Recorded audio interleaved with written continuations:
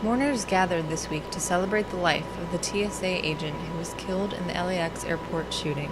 Gerardo Hernandez, who would have turned 40 on Sunday, was honored at the Los Angeles Memorial Sports Arena with words from colleagues and public officials, ceremonial bagpipes, and the U.S. honor flag that once hung over Ground Zero.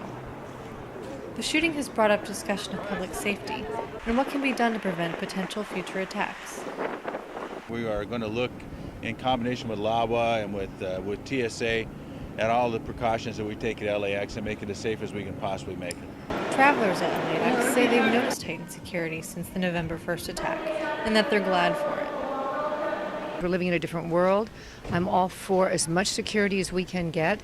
One of the shooting victims, Calabasas high school teacher Brian Ludmer, is especially thankful for the officers who saved him. Hugely grateful. I mean, immeasurably grateful. Like I can't explain to you like the feeling of relief. Ludmer, who was shot in the leg by the same gun used in the Sandy Hook massacre, doesn't blame the lack of security, but a lack of gun control for tragedies like those at LAX or Sandy Hook. The best preventative measure we can take is to restrict the access to guns in the first place. Calabasas High School Vice Principal Ryan Emery also believes public spaces, especially schools, shouldn't have to heighten security. We have to do our part to keep it safe, and we do. But we also have an obligation to educate these students and keep a safe educational environment. Meanwhile, Ludmer, who is lucky to be alive, looks forward to walking again. It is expected to be a full recovery, so that's positive, and we're very optimistic about that.